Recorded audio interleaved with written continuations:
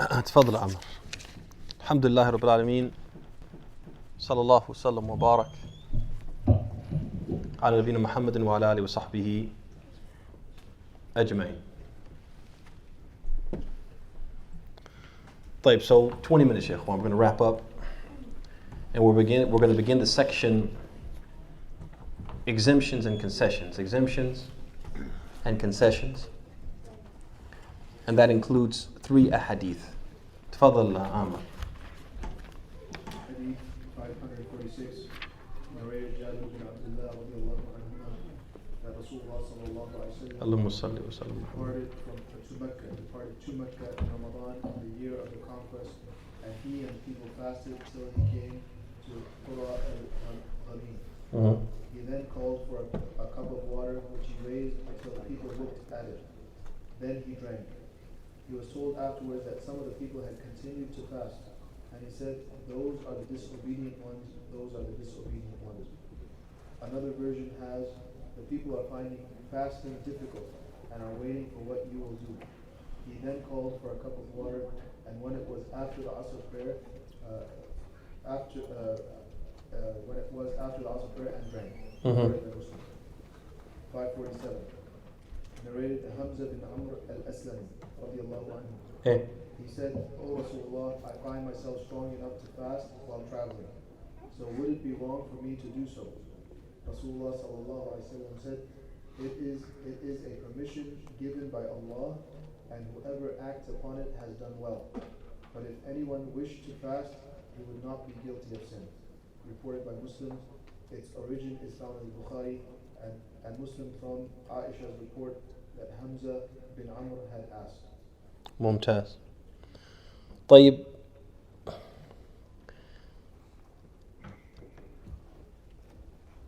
al-musafir, the one who's traveling. These ahadith indicate that he is allowed to fast if he so chooses, but he's also allowed to break his fast if he so chooses. Even if he fasted akthar al-nahar, even if he fasted most of the day, and he chose to break his fast 2 hours before, for example, al-iftar, the time for fast breaking, he could do that. He is allowed. He's given what? The rukhsa. He's given what? The option. And this is something which is agreed upon by the scholars, as mentioned by Ibn Qudama and Ibn Taymiyyah, that the one who fasts is allowed to fast. He can fast if he likes to, and he also can break his fast if he so chooses. And the illah, the allowance or the excuse or the reason, the justification, is just what? Mutlaq as-safar. It is just what? Traveling. So it's not traveling with hardship, it's just what? Traveling. Okay? Suppose someone said that Allah said about the one who travels, فَمَنْ كَانَ مِنْكُمْ مَرِيضًا أَوْ عَلَى سَفَرٍ فَعِدَّةٌ مِّنْ أَيَّامٍ أُخَرٍ. Whoever amongst you is ill or on a journey, then let him what? Make up the missed days from other days. Doesn't this indicate that the one who is traveling should break his fast and make up the missed days? Okay?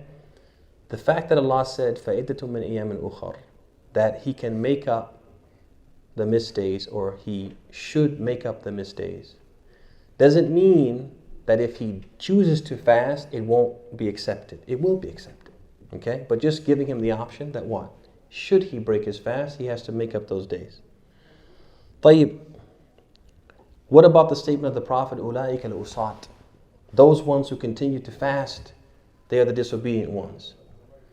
That is because they were experiencing hardship and they didn't obey his command to break the fast while they experienced hardship. So that's why they were usat. Not because they were fasting while they were traveling, but because when he commanded them to break the fast, they didn't do so. That's what made them usat. That's what made them disobedient ones, rebellious ones. If the hadith is saying that he commanded, in the translation it does. Huh? In this hadith, it says that Prophet commanded them. He commanded by his action. By breaking his fast. He commanded them. Then finally, there's a hadith, لَيْسَ مِنَ الْبِرِّ الصِّيَامُ فِي السَّفَرِ. It's not from righteousness to fast while you're traveling. This hadith refers to the one who fasts and experiences hardship whilst fasting and traveling. That hadith refers to the one who is fasting experiences hardship while fasting, not the one who doesn't. So the one who should break his fast and is discouraged or maybe even prohibited from fasting is the one who fasts whilst traveling and experiences hardship. As for the one who does not experience any hardship and is able to fast, he may fast, and his fast will be accepted even though he is traveling. طيب. All right, let's do the next one, Amr 631.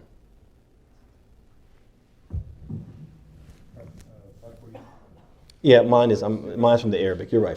You're right. I'm sorry. Mine's the Arabic. I'm sorry. Go ahead. 549. Yeah, sorry about that. Do we do 548? No, we didn't do 48. We just finished it. Remember, right before we prayed, we talked about vomiting. No, you incorporate. You're old man. Oh, that's what I want. 548. Yeah, No. that's what I want. I'm sorry, not 549. So 548. 548. Yeah. Okay. Yeah. I want that. Yes. Radiallahu anhuma, an old man is permitted to break his fast in Ramadan and feed a poor for every day, and no atonement is required of him. Reported by Abd'Llah and Al-Ahkam, who also authenticated it. So this is the last hadith under exemptions and concessions. This is the last hadith under exemptions and concessions. The first two relate to a safar, they relate to traveling. And this last one is related to what?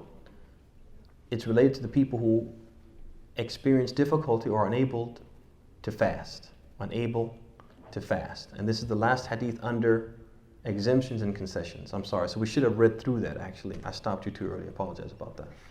طيب. All right. The Quran and the ayat that prescribe fasting divide those who fast min jihat as-sihha, from the point of view of health, into three categories. The first category are able-bodied individuals. Able-bodied individuals. The second group are those who are ill, but the illness that they're suffering from is a temporary illness from which they are expected to ultimately recover. They will ultimately recover from this illness. So although the illness is a serious illness, a major illness that does not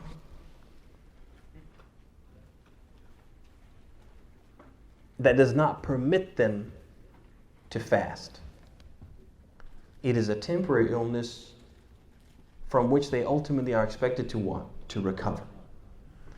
The third category are those who suffer from a chronic illness from which they are not expected to recover, or which will what? Which will dwell for a long period of time, and it is a major illness.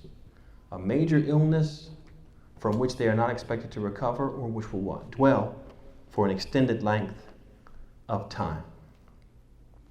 The first group, able-bodied, are required to fast.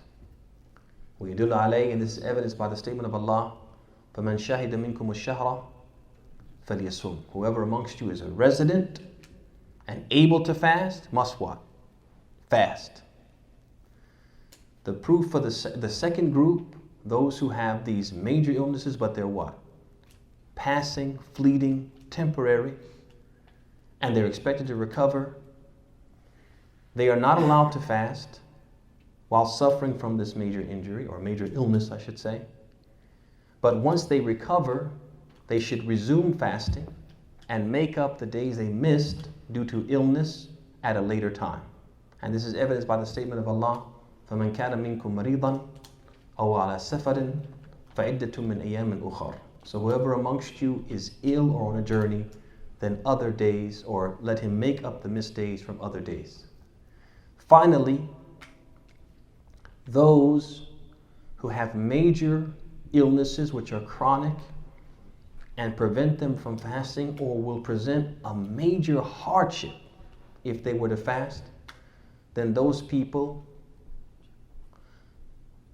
do not fast. They do not fast. And as opposed to fasting, they feed for every day that they miss one poor person. وَيَدُلِّ ذَلِكَ, and this is evidenced by the statement of Allah, وَعَلَى الَّذِينَ يُطِيقُونَهُ فِدْيَةٌ طَعَامُ مِسْكِينٍ.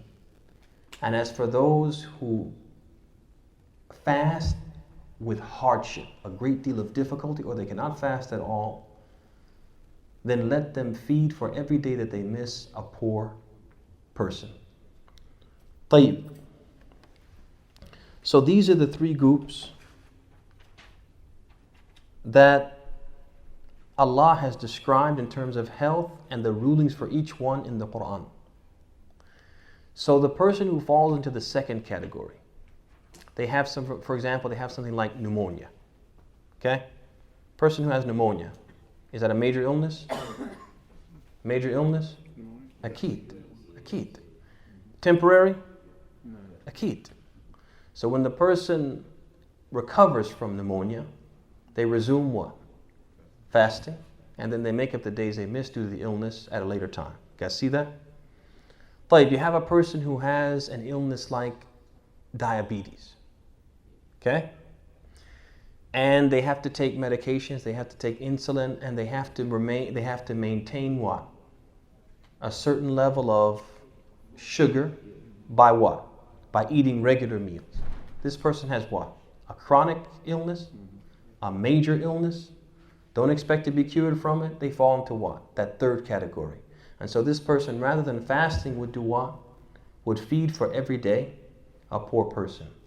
وَعَلَى هَذَا فَقِسْ. So make an analogy with that. Put the people in three categories based upon what? Their reality. Is the illness major or minor? Minor illness like the common cold, sniffles, sore throat.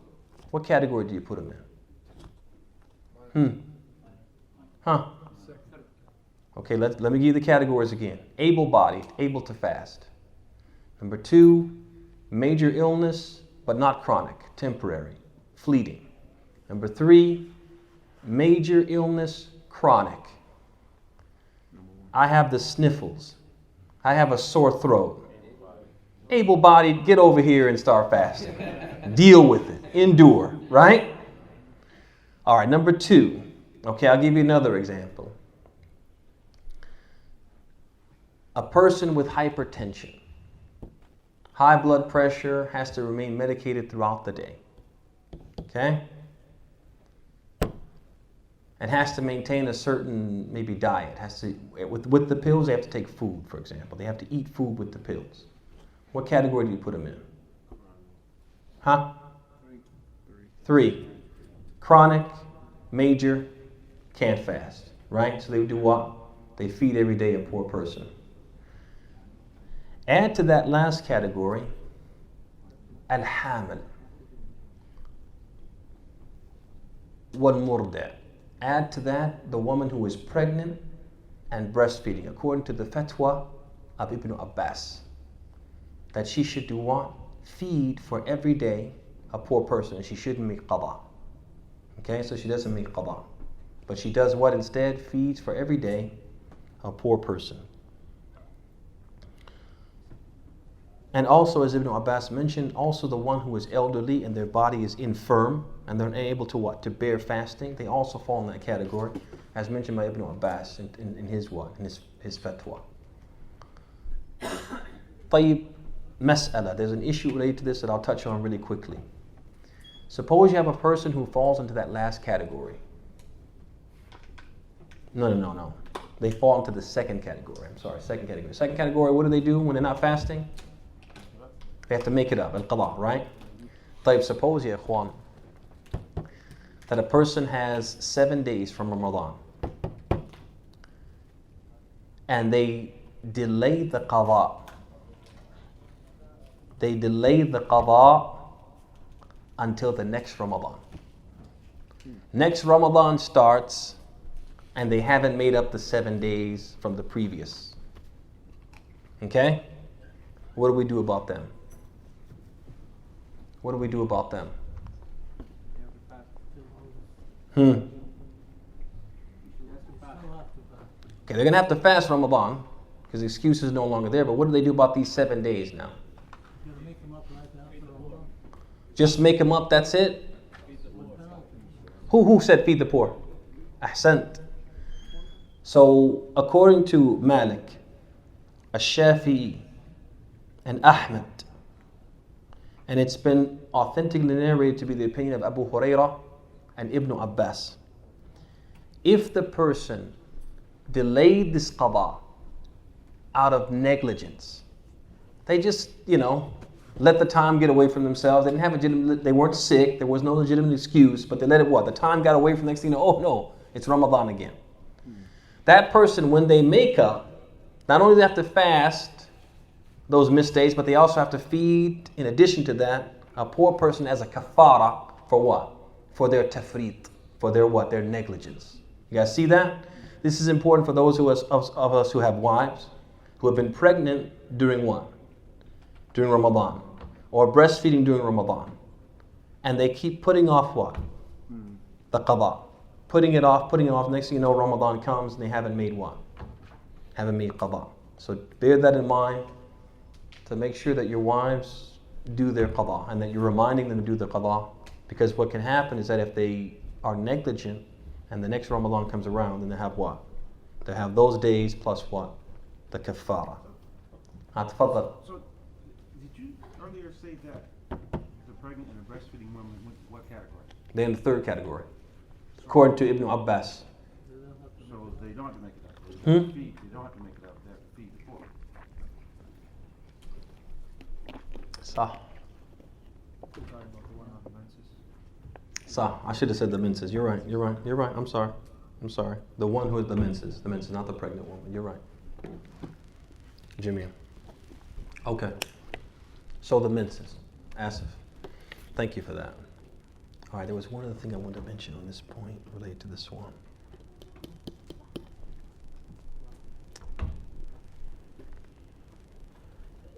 Okay. Hopefully it'll come to me next one. Let's go to the next set of a hadith. Yeah. 549. Narrated Abu Hurairah radiallahu anhu. A man came to the Prophet sallallahu alaihi wasallam and said, O Messenger of Allah, I am ruined. He asked him, what has ruined you? He replied, I have had intercourse with my wife during Ramadan. He then asked him, can you get a slave to free? He said no. He asked, can you fast 2 consecutive months? He said no. He asked, can you provide food for 64 people? He said no. He then sat down. Meanwhile, an arak containing dates was brought to the Prophet ﷺ. He said, give this as sadaqah. The man said, am I to give to one who is poorer than we are? There is no poorer family than mine between the 2 mountains of Al-Madinah. The Prophet ﷺ thereupon laughed till his canine teeth appeared. He then said, go and feed your family. Go and feed your family with it. Reported by Sir'ah, and the version is that of Muslims. Should I do 551? 551, hold off on 551. We're going to put that with the one who dies owing. Okay? طيب. So now this one we can put under the heading, this one hadith, 549, under the heading of expiation. Kaffara, expiation. Okay? طيب. There's a few points that we'll just mention quickly for this hadith. The first one is that this hadith is an evidence that the kaffara, this expiation that the Prophet mentioned, is required for the one who had intercourse during the daytime hours or the daylight hours of Ramadan, عامداً متعمداً, intentionally and purposefully. He did it what? Intentionally, knowing full well what he was doing. and willfully, then that person will what? Be required to pay this expiation. As for the one who did so out of forgetfulness or did so unintentionally, then his ruling will be like the one who ate or drank out of forgetfulness. You guys see that? His ruling will be like that ruling. The next issue is, what about the woman? Does the woman have to pay a kafara as well? I want you to notice something about this hadith. The Prophet ﷺ never asked about the woman. Never asked, was she a willing participant? Never asked anything about the woman. There's a principle that the scholars they mentioned. They say, ترك الاستفصال في مقام الاحتمال ينزل منزلة العموم في المقال. When the Prophet ﷺ is asked something, and he doesn't ask for any details, he just gives what? A ruling without any details. It's as if he's saying, regardless of the details, this is what? This is the ruling. I'll give you an example. The Prophet, he said, لا تسافر المرأة إلا مع ذي محرم. A woman should never travel except with a mahram, a male relative who's what? Of age. So then a man, he stood up and he said, Ya Rasulullah, inna imra'ati kharajat hajatan wa inni iktutibtu fi ghazwati kada wa kada famadha asna'. He said, O Messenger of Allah, my wife has already left with a group of people going for Hajj, and I have been signed up for such and such delegation or such and such expedition. So the Prophet said, انطلق فحج مع امرأتك. He said, forget about this expedition and go and make Hajj with your wife. Notice the Prophet ﷺ, he didn't say, is the group of people she's with, are they trustworthy people? He didn't say the group of people that she's with, is it safe? Do they have, some people who are tough and rough and can ward off any highway rock? He didn't ask any details. So it's as if the Prophet is saying, regardless of the circumstances, your wife cannot do what? Cannot travel alone. You guys see that? That's what we call tark al-istifsal fi mawadi' al-ihtimal. The Prophet didn't ask for any details, even though there's what? Lots of possibilities. It's as if he's saying, regardless of the circumstances, this is the ruling. So when the Prophet in this hadith, the man came and he said, I had relations with my wife in Ramadan. Didn't ask, well, did she seduce you? Was she a willing partner? He just said what? Alayka al-kaffara. You have to pay the kaffara. That means what? Regardless of the circumstances, the responsibility falls on who? On the man. You guys see that? Because the Prophet didn't ask about the woman. Make sense? طيب. The next thing is, what if a person was from one of those people who they have to make qada? You guys with me? He was from those people who he was ill in Ramadan or traveling in Ramadan, and so he has some days from Ramadan he has to make up. So after Ramadan has come and gone, he's in the process of making up those days. And the days he's making up are days which are from what? An obligatory fast. You guys with me? Suppose that person became weak and was intimate with his wife. Would he have to pay the same kafara? What do you guys think? Yes. He says yes. He has to pay the same kafara. The answer, ya ikhwani, is that he doesn't have to pay the same kafara because it didn't occur in Ramadan. Even though the fast he's making up is the fast of Ramadan. And this is the opinion of what? The early Muslims, the Sahaba, and there's no what? Khilaf amongst them about this. That if the person, even though he's making up an obligatory fast, As long as it didn't occur in Ramadan, then the kafara is not applicable. He would just have to make up that day. Ma'al itham. Ma'al itham. He would be what? Sinful, but he would have to make the kafara. طيب ثم بعد ذلك, is the kafara specific to al-jima'? Is it specific? This one's beeping a lot, man. Is the kafara specific to intimacy? Or is it any mufattir? Anything. So for example, let's say a person, instead of having relations, he what? He had a sandwich. Would this kafara be applicable? So if the person had a sandwich, does he have to fast? As the Prophet said, he said, can you free a slave? He said, no. He said, can you fast 60 days consecutively? He said, I couldn't even fast one day.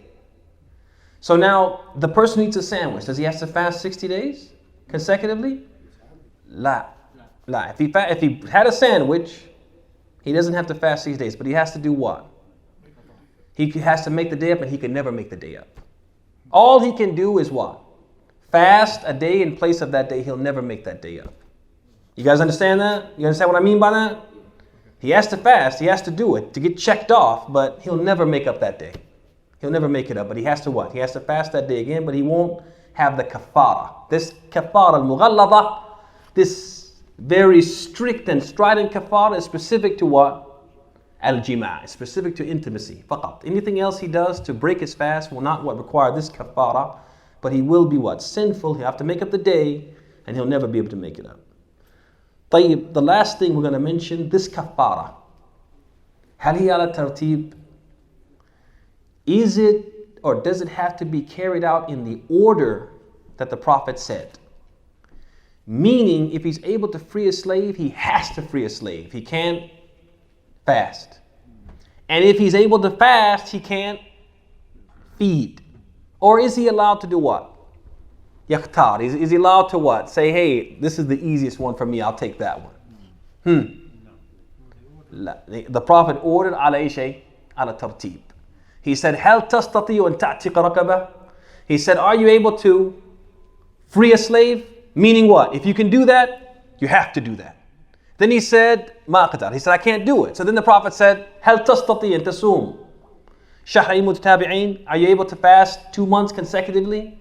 As if to say, if you can do that, you can't feed 60 people. So the Prophet gave it to him ala tartib, so he has to do it in that order. He has to do it in that order. And since there's not too many slaves running around here, most people will be fasting 60 days. So think about it. Think about it.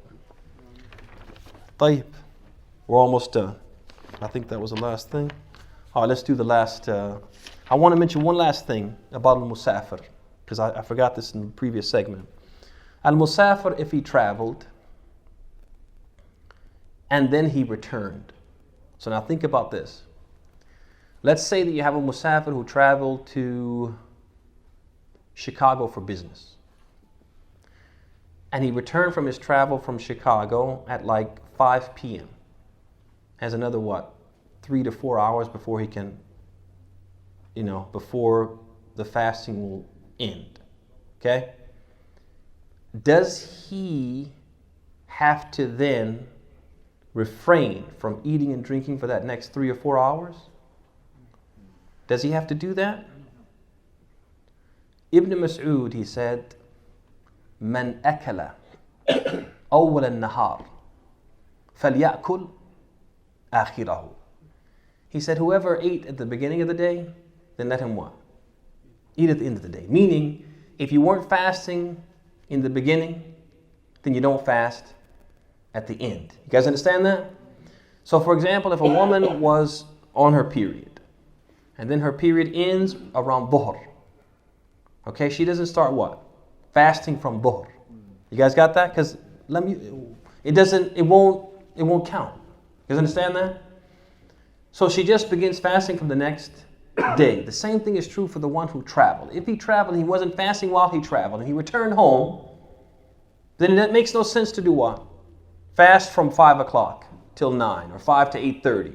You guys understand that? That basically, if he didn't fast the first part, he might as well not fast. The rest of the part of the statement of Ibn Abbas. Go ahead. I got a question. تفضل. So, let's say a person is traveling to, from his house to his grandmother's house. He gets there, so that's his destination. Does he start fasting when he gets there, or is he still considered a traveler and he doesn't have to fast? Where's his grandmother's house? Let's say Chicago. Okay. So you're saying he starts out from here, not fasting. Or is he fasting? Let's say he leaves, after Maghrib, so he's not fasting at that point. Mumtaz. Okay. Travels to Chicago, Uh-huh. and he gets there. You're saying either Ahkam once he gets there. Yeah, so once he gets to his destination, Uh-huh. and he's gonna stay there for, let's say, a week or two, right? Hey. Does he? No, if he's gonna stay there for a week or two, once he gets there, he's a muqim. So he does. He's a resident, so yeah, he has to fast. But let's say he's gonna stay there for 2 days, then he'd have the option. He'd have the option. As long as he's a musafir, as long as he's a traveler, by definition, then what? He's allowed to take the rukhsa, take the concession.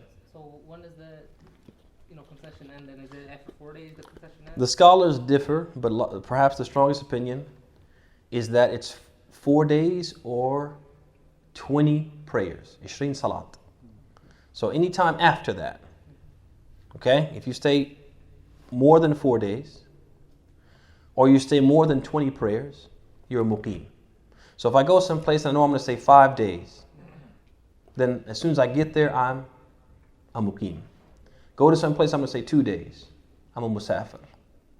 You follow me? Like that. That's how you look at it. And the proof is that when the Prophet went to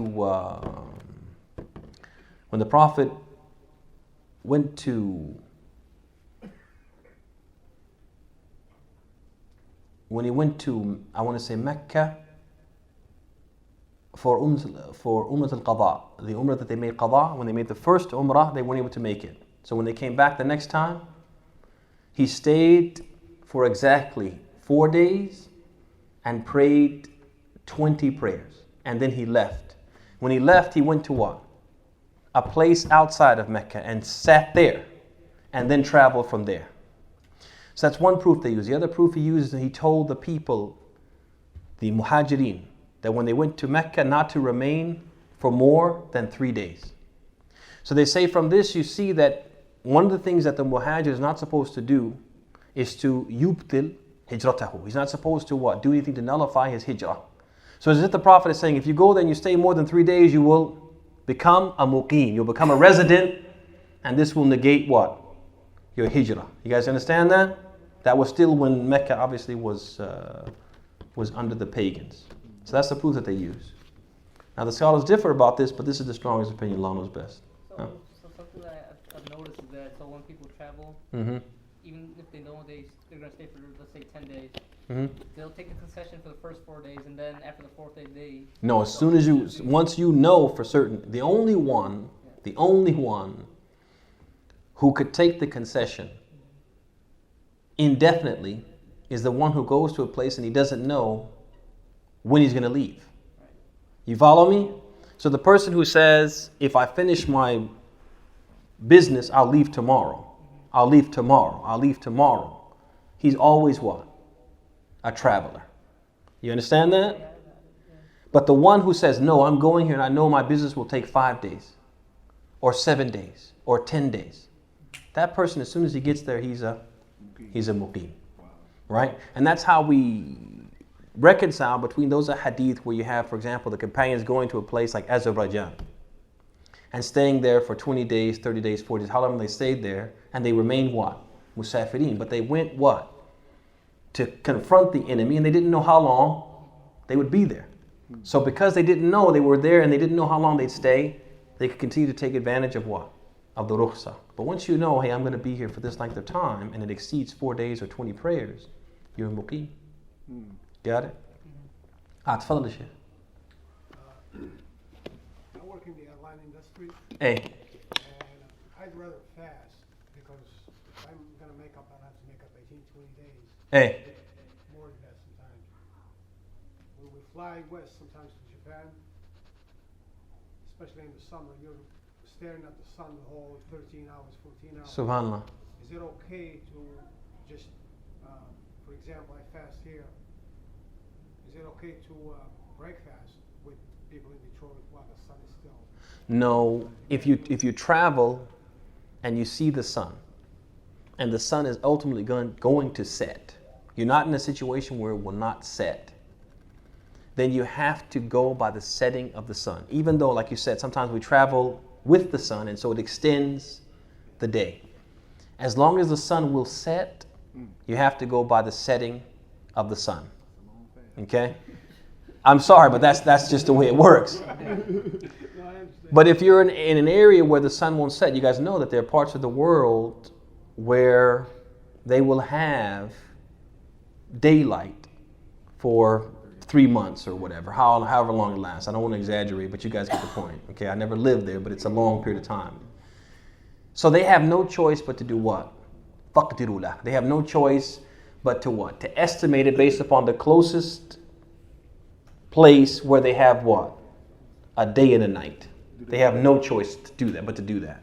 Because otherwise they would be fasting perpetually and no one can do that. Is that with the calculation or the... What do you mean calculation? They know the country next over, a few countries over, they're, for example, breaking fast at 8:30, for example. So they would break fast at 8:30. You guys see that? And they use to prove the famous hadith of the Dajjal. You guys know this hadith? Where the Prophet said that the Dajjal will come and there will be a day which will be like a sana. It'll be like a whole year. Another day which will be like a month. Another day which will be like a week. And then the rest of the days that he'll be present on the earth will be like your normal days.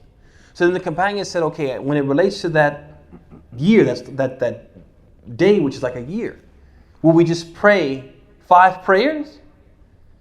Or will we have to estimate? He said, no, you'll have to estimate. So you have a day which is like 1 year, but you'll have to estimate 5 prayers for what? For what should be each day. You guys understand what I mean? So that shows that, or that's what the scholars have used to show that if there's no setting of the sun, then they're supposed to do what? They're supposed to basically estimate. And the way that they estimate is by looking at what? The closest land where they have what? They have a day and a night, basically. Not further. Can you count by hour? Hmm? Can you count by hourly? Hourly, like, well, Not from Michigan, like 14 hours, 16 hours. well, it wouldn't. They probably wouldn't do Michigan because there would be something close. There was some place which is closer. So, for example, let's say they're in the North Pole, okay, and they have this issue, and then you go towards Canada, and there's a place as they work their way south. There's a place in Canada, the northern part of Canada, which has what? Night and day. And let's just say that their day is 20 hours. Okay, may Allah protect us from it being 20 hours, but let's just say it's 20 hours, okay? Then they would have to go with that. You guys understand that? They'd have to go with that. So let's say that in that little town or whatever, that's the closest town to them that has a night and a day, Fajr comes in at 2:50. And Salat al-Isha is 11 o'clock, let's say. And that would be their day and night. Even though they would have sunlight the whole time, they would have to say what? Fajr's at 2:50, so we have to stop eating. And then 11 o'clock, we break our fast, for example. Guys see that? Yeah. Not to fault anybody? I mean, that's how, don't mean to cut you, but I believe in Anchorage, Alaska. That's how it is in Anchorage. It's almost 20 hours daylight. So the closest state they call is Washington. We call Washington, Seattle. Mhm. And if Seattle cut their fast, then they would. You said Anchorage, they have 20 hours? Yeah. So if they have 20 hours, but listen to this. They have 20 hours of daylight. But in a town in Seattle, they have 18 hours. Would the people in Alaska be able to estimate their fast down to 18 hours? No, because they have a day and a night. If you have a day and a night and that night lasts 1 hour, and you had to fast for 23 hours, you'd have to fast. Conversely, they have some times of the year which they will have only 2 hours of daylight and 22 hours. Right. And so that would be their fast. Yeah, that would be their fast. So when does that happen? Yeah, When does that happen? Alhamdulillah. All right, so I think let's do the last hadith, 551, and we'll be done with. And that one, the one who dies owing days of fasting. The one who dies owing days of fasting. Narrated Aisha radiallahu anha, the Prophet sallallahu alaihi wasallam said, if anyone dies when some fast due from him has been unfulfilled, his heir must fast on his behalf. Agreed upon. Man mata wa alayhi siyam. The one who dies and has fasting which is due from him. Wa alayhi siyam. Is that general or specific? Wa alayhi siyam. It's specific. Why is it specific? Because there are some people that for example, I think the sick, for example, if an old man is so sick. Well, obviously, it's going to be somebody who couldn't fast. I hope it won't be somebody, but it could be somebody who's negligent too, somebody who just didn't fast. But now the word siyam, man mata wa alayhi siyam. Okay, this is nakiratun fi siyaq al-ithbat. This is an indefinite noun in a confirmed or a positive context. They have some fasting for them. That's what we call mutlaq. It's what? It's absolute. That could be what? Any fast. You guys see that? Any fast. Could be the fast of Ramadan, could be the fast of what? Another. You guys see that? It could be an oath that they made. But the hadith isn't specific. You guys understand that? So it could be either one of them or it could be both. Now, if you guys go back to the qawaid, the principles that we gave earlier in the beginning, we said that when we want to understand the hadith of Rasulullah, one of the best ways to do that, in fact, the best way to do that is to turn to what? Fahm al-Sahaba, the understanding of their past, because they what? They lived the revelation, they walked with the Messenger of Allah, they understood what he intended better than anyone else. And those companions, Aisha being one of them, the one who narrated this hadith, and others, they said that this hadith refers to siyam an-nadhr. It refers to what? The siyam that was upon the person because of an oath. So they say that if a person made an oath and said, "Oh Allah, if you cure my child, I will fast 30 days for your sake." And that relative, a son, a daughter, a brother, they were aware that they had made this oath, and then the person died before fulfilling it. Then that's the oath that the wali, the closest relative, would do what? Would have to fulfill and would have to what? Carry it out. But this hadith doesn't refer to the fasting of Ramadan, which means that if a person died and they have some fast of Ramadan that they didn't fast, then there's no what? Qada for the what? For the wali. For the wali. So one of us shouldn't feel that if his father died and didn't fast, that he has to then now fast. You guys understand that? Tayyib? Is that clear? We also have to understand in general that the acts of worship that we're allowed to do for the deceased, the acts of worship that we're allowed to do for the deceased, al-asl fiha, the original rule when it comes to them, is that we need permission. You guys understand that? That the original rule is that you can't do anything on behalf of the deceased except that which the Sharia has authorized. Do you guys understand this? Let me repeat this again. The original rule is that you can't do anything on behalf of the deceased. You can't do an act of worship and ask that thawab be given to the deceased, except those acts of worship which the Sharia has authorized. And the proof for this is that the companions, whenever they wanted to do something for their deceased relatives, they would always come to the Prophet and ask. Like the hadith of Abd'Llah ibn Amr. He said that his mother matat faj'atan. His mother died suddenly. So he went to the Prophet and he said that my mother died suddenly, and I believe that if she could have spoken, if she could have said something that she wanted to do, or there was something she could have done before she died, she would have given charity.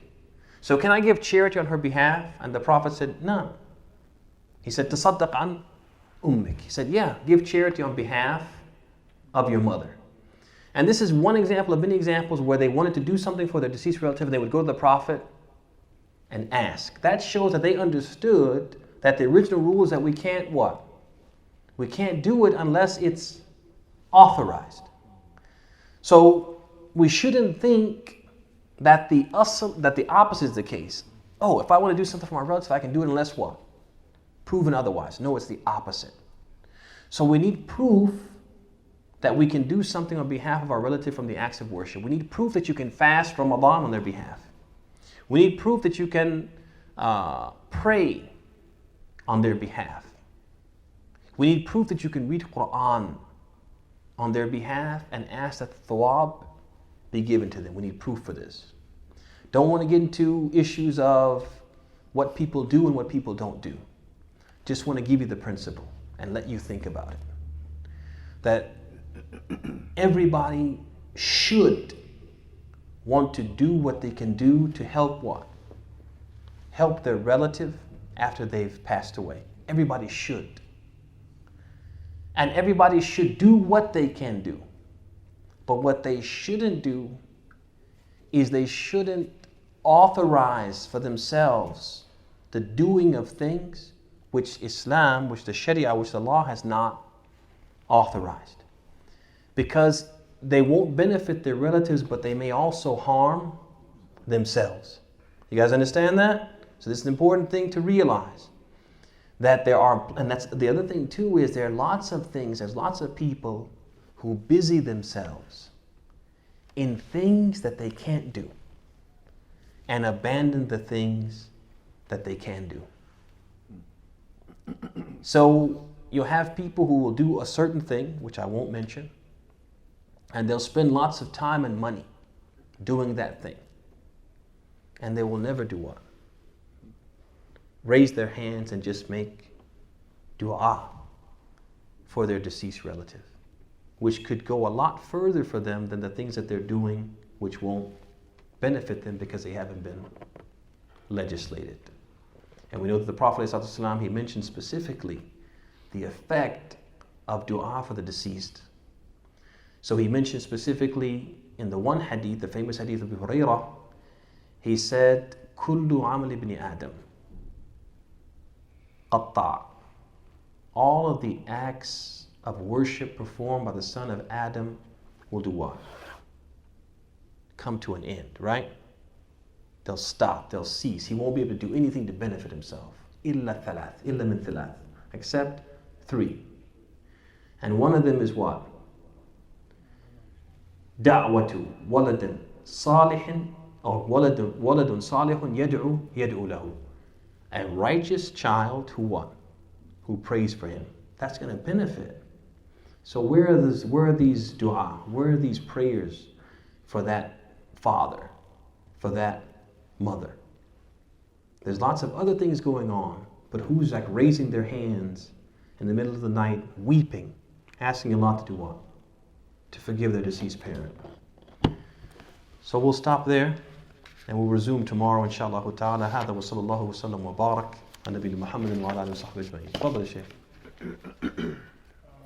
Let's say if you had a relative that passed away, like can you, let's say, like give out a charity for him? Like let's say can you buy a book, like the Quran, and give it out and say, okay, I'm giving this out for charity for my relative that passed away. Yeah, because of the hadith of Abd'Llah ibn Umar. Abd'Llah ibn Amr, that he said, can I give charity on behalf of my mother? Another example is the companion who came and said, can I make hajj on behalf of my deceased father? And he permitted it. The companion who, or like this example of the one who made they made an oath, and you can fast on their behalf. So anytime we have legislation or we have permission from the Prophet, then all bets are on. It's just when we don't have that, that's when we need to refrain. That's when we need to refrain. Tafadhal. The traveler, if they begin the day out traveling and they're fasting and they get home, do they lose the right for their option to break their fast because they are home? Yeah, if they fast at the beginning and then they get home, then they lose the option. Why? Because al-ibratu biwaqi al-hal, that the ruling goes hand in hand with the reality of the person's circumstance. So in the morning when they were traveling, the reality of their circumstance was that they were traveling, and so they had the rukhsa, they had the option, the concession. But when they returned home and they were fasting, now they're a resident, so they no longer have the option because their ruling has now changed. Their circumstances have changed, and so has the ruling. The same would be true though if, let's say, a person is in the habit of traveling daily for work or whatever. So they travel, and at the time of dhuhr, they are traveling. At the time of dhuhr, they're traveling. So now the traveler, one of the concessions he has is that he can combine between dhuhr and asr, or willah. So now at the time of dhuhr, he's a traveler, he has this option. Is that not so? So he can take advantage of it. But he knows that he'll return home before what? Before asr is out, right. But at the time when he offered the asr, he had that what? That concession. And now he's offered it. So when he returns home, no one can say, hey, you have to offer it now because you're muqim. La. Because al-waqi bi-ibrat, I'm sorry, al-ibratu bi-waqi al-hal. That when I offered dhuhr, I had the option to also offer asr because I was a traveler at that time. So I offered it. You follow me? So it just depends on the condition and circumstance at the time. So when in the morning, if he had chosen not to fast, then he would have been fine. But once he got home, now the ruling goes with it goes hand in hand with the circumstances. You're not traveling, you can't break your fast. So by the same token, if he woke up in the morning and decided, I'm not going to fast because I'm traveling, he didn't have the intention. But if he didn't eat, if he got home, he still can't. It's like a man who woke up and didn't eat. Say it again, because that was one of the things I wanted to mention, I think, and I forgot to mention it. That's a good point. Go ahead, say it again. He was traveling. He was traveling or he wasn't traveling? He was traveling, and in the morning, he decided he didn't have the intention to fast. Okay. But he didn't eat anything. He didn't eat anything. Hey, but when he got home, he was like, well, I haven't eaten anything, I might as well complete my fast. No. Same as the person who Same. But I want to say something. This goes hand in hand with what we talked about as far as the qawaid, and how we always take the understanding of the companions, even if it goes against our own understanding. We always, and this really shows our submission, ya ikhwan. And it shows that we're people of principle, not people of what? Desires. There's a mas'ala related to the musafir, and that mas'ala is, suppose the person intends to travel, and he has not yet left for his journey. He hasn't left yet, but he intends to travel. Can he go ahead and eat and drink? And so when I'm reading this issue, and as I'm reading it, I'm like, no way. He hasn't traveled yet. There's no way he can do that, right? Because the concession is for the traveler, and he can't do that until he has actually engaged in travel, and then his circumstances would dictate the concession. And then as I'm reading it, you come to the second opinion, which is that, yes, this person can do that, and they start giving the names of some of the companions, like Anas and others, who they did this. Some of them do that once they pack the camel. Yeah, like Anas, he was still in his house. Anas was still in his house. And the other companion, he was on a boat. He got on the boat, and they're just leaving the shore. But you can see all the buildings and everything. And he started eating, and they said, what are you doing? And he said, are you displeased with the sunnah of Rasulullah?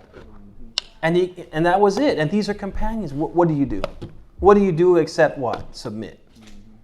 You know, it's just like the hadith where the Prophet ﷺ, He said, Man shahida an la ilaha illallah dakhil al-jannah. He said, whoever testifies that there is no deity worthy of worship except Allah will enter paradise. So Abu Dhar was present when he said that. So he said, wa in zana wa saraq, ya Rasulullah. He said, even if he committed a fornication and he was a thief, O Messenger of Allah. And the Prophet, he said, wa in zana wa in saraq. He said, don't qualify what I'm saying. If there was a need for qualification, I would qualify. What I'm saying is absolute. When a person says la ilaha illallah, he'll enter paradise. So he confirmed it again. He said, even if he was a thief and he committed adultery. So then Abu Dhar, he said, wa in zana wa in saraq. Ya Rasulullah. He said, maybe you didn't hear me. I'm saying if he was a thief and he was, and he was a person who committed fornication. And the Prophet said, wa in zana wa in saraq. Yeah, I heard you. And I'm saying it again. So then he said, wa in zana wa in saraq, ya Rasulullah. He said, even if he did that. And the Prophet said, wa in zana wa in saraq wa raghima anfa Abi Dhar. He said, if he was a thief, if he committed fornication, and even if Abu Dhar doesn't like it. And as I'm reading this mas'ala, right, and as I'm reading it, I was like, yeah, even if I don't like it, if that's what they said, they know the deen better than me. I just have to what? Accept it. I have to accept what they said. They know the deen better, and they wouldn't violate. They wouldn't. Their piety wouldn't allow it. And Allah endorsed them in a way which lets you know that their piety wouldn't allow them to do something that goes against the deen, and something they did become common knowledge, and no one would say, hey, that's wrong. So when 2, 3, 4 of them do something, it becomes common knowledge, and the others don't voice any objection. You know what? It's the right thing. So that's an example from many examples of what? Of their fahm superseding anything, our understanding, or the understanding of those who came after them. Yeah. طيب هتفضل يا شيخ. If I have the intention to fast the next day, then next day I'm traveling to go somewhere. Can I do my fasting? Or Okay. I have attention before the Fajr. Hey. Then next day, The same day. traveling to go somewhere. Breaks my fasting. Yeah. So Or obligatory. for Ramadan, Yeah, for Ramadan. and you have the niyyah at night to fast. Yeah, before Fajr. Wake up and it's like, oh, I have to go to such and such place for business. Yes. Yes, you can break your fast. The fact that you had niyyah the night before doesn't change the fact that now you're a musafir. Al-ibratu biwaqi' al-hal. So if your condition changes and that condition affects the ruling, then the ruling will change also. So once you make that intention to travel, you're a musafir and you're allowed to take the rukhsa of the musafir. Eh?